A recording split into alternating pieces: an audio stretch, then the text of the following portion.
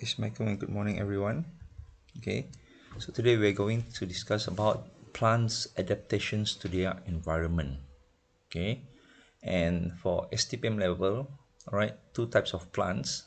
Okay, you're going to study and how they adapt to the environment. Okay, they are the halophytes and xerophytes.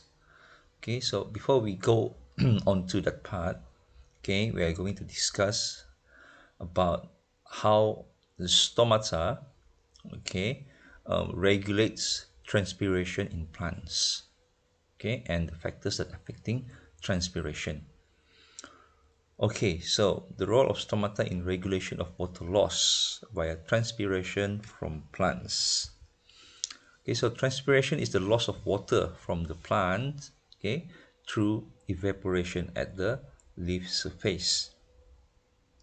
So regulation of water loss, okay, in plants is controlled by the size of the stomata opening, or the size opening of the stomata. Sorry, it should be opening size of the stomata.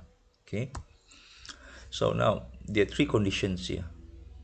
Okay, let's take a look at the first condition here. During dry or hot condition, the stomata of a plant are closed, right? That's pretty obvious. So this will inhibit the water from evaporating from the plants or from the leaf of the plants. Okay, now another condition here, in bright condition. Okay, in bright condition, the stomata remain closed when the water level in the soil is too low. This is to inhibit or to minimize water from evaporating from the plants, right? Now another condition here is in bright conditions, but the humidity of the soil is high. Okay, so the temperature of the plant will increases and the stomata will open. Okay,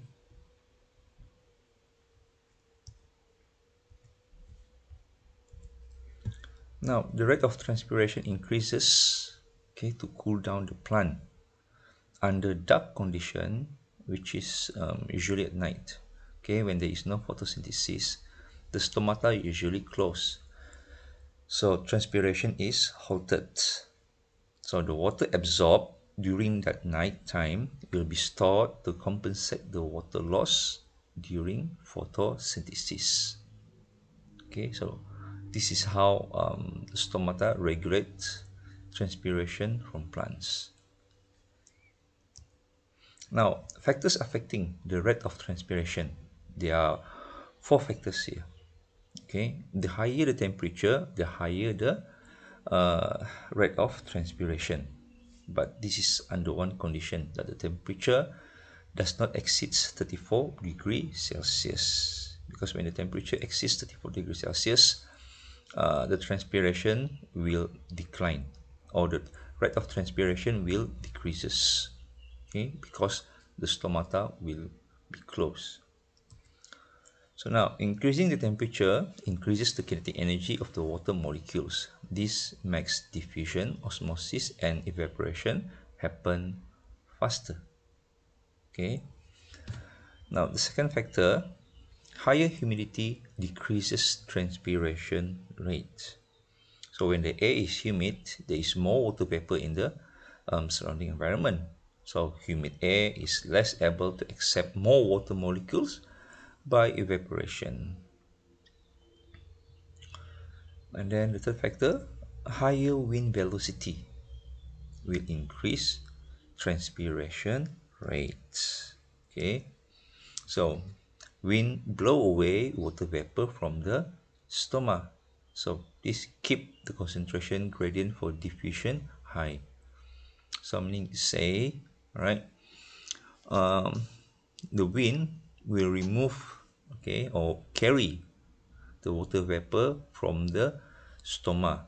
So what happens, okay, the concentration gradient of the water vapor in the stoma is low. So water vapor from the mesophyll will be transport or diffuse into the stoma. Okay, so this in turn will increase the rate of transpiration.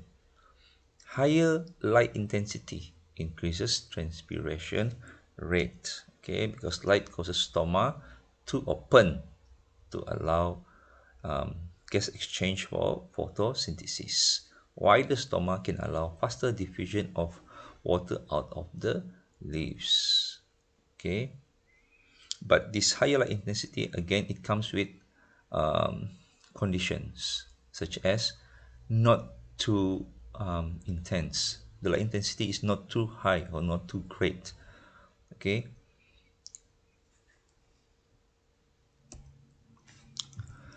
significance of transpiration in regulation of water loss in plants. Significance ni macam kepentingan, okay, keperluan. Alright, kenapa transpiration ini perlu untuk regulate water loss di dalam tumbuhan. Okay, so transpiration maintain the transpiration maintain the osmotic concentration in plant. Okay, then transpiration helps to cool down the plant surface through evaporation during the hot day, or you can say that transpiration helps to cool down the plant. Transpiration produces suction force to help in the intake and absorption of water and mineral salts from the roots to the leaves via the xylem vessel. Okay. Plus, if you recall, all right, transpiration pool, right, it always starts from the leaf, right? When the water in the leaves are evaporated, okay, the water needs to be replaced, right, in plants. So this will generate a suction pool, okay, from the leaves that extends towards to the roots. Transpiration supports photosynthesis and encourages the exchange of gases, helping maintain levels of carbon dioxide and oxygen in the atmosphere.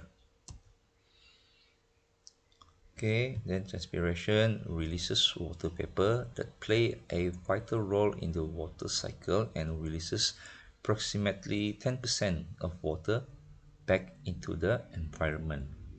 Okay, so I mean to say transpiration is important in the water cycle.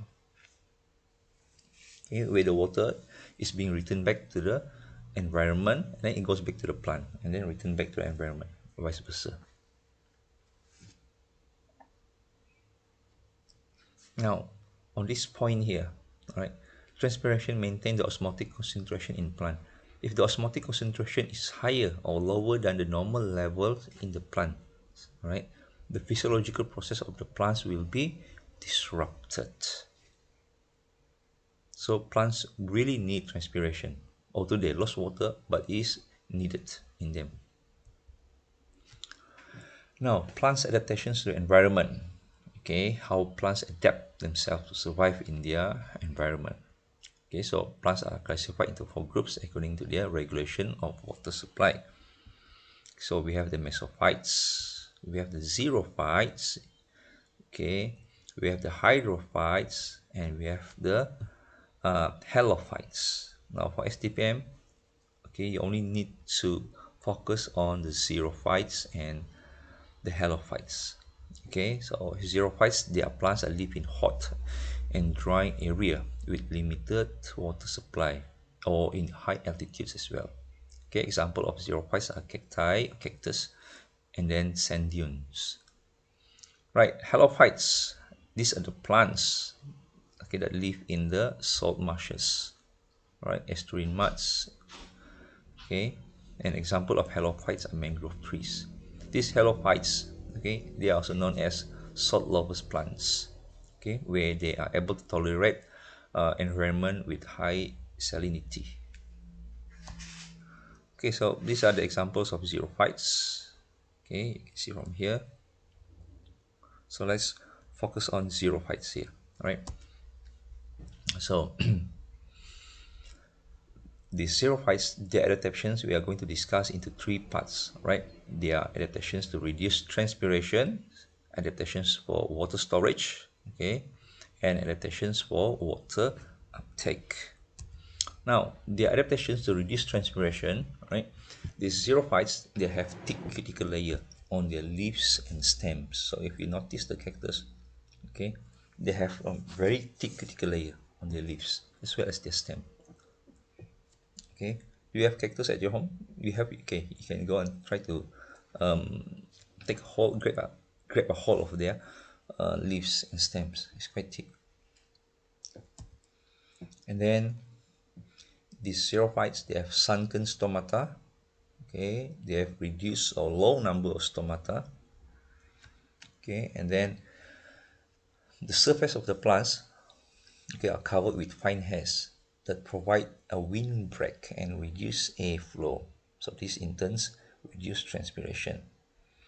Okay, and then xerophytes also has rolling up or curled leaves. Okay, this to reduce the exposure of the stomata to the air, so in turn reduce transpiration. Okay, and then xerophyte also has needle-like leaves. Okay, so I mean say the needles in the cactus, those are their leaves actually, right? And then xerophyte has reduced, okay, the total number as well as size of leaves, okay, to reduce the surface area. So you can see from here that they're trying to minimize their surface area because the surface area of their leaves are the ones that has direct contact with the environment. So this will in turn decrease the transpiration. And then this xerophytes has stomata that is in pits, okay, and surrounded by hair that traps water vapor from the environment. So these are the 8 adaptations of xerophytes to reduce transpiration. Now, in terms of adaptations for water storage, okay, xerophytes have succulent leaves, and some xerophytes has succulent leaves and succulent stems. Okay, adaptations for water uptake. Okay, so these xerophytes, okay, they have shallow but extensive root system to catch every drop of available water. Okay, example of xerophytes that exhibit this adaptation is the cactus. Okay, there are some other xerophytes like acacia. Okay, they have a deep root system to reach underground water sources. So these are the adaptations of the xerophytes, okay, to their environment. Now let's take a look at halophytes. Okay, macam pokok kayu bakau contohnya, senang. Okay, contoh halophytes ialah mangrove trees. Pokok paya bakau. Right. So these halophytes, their plants are found in salty or brackish water environment. Okay, such as the river estuaries, kawasan paya bakau. Okay, and this environment, this salty environment, usually they have high rate of transpiration. So for halophytes, there are 4 adaptations. Okay, if we compare with the xerophytes. Okay, so they have an extra adaptation, which is adaptations to remove excess mineral salts. All right, there's only one here, which is they have the presence, or they have hydathote. It's a gland. Okay, hydathote is a gland in these halophytes that able to remove excess mineral salts out from the plant. That is a hydathote. Okay, so now in terms of adaptations to reduce transpiration, okay, halophytes has thick cuticle layer on leaves and stems, has sunken stomata, and then has reduced or low number of stomata. In terms of adaptations for water storage, halophytes has succulent leaves. Okay, now these adaptations, that remove excess mineral salts, reduce transpiration, and for water storage. This gives the morphological and anatomy of the plants, okay, on to adapt to their environment. This is in terms of their morphology or anatomy. Okay, so if we further discuss in terms of their morphological and anatomy, we can further divide into adaptations to remove excess mineral salts, adaptations to reduce transpiration, as well as adaptations for water storage.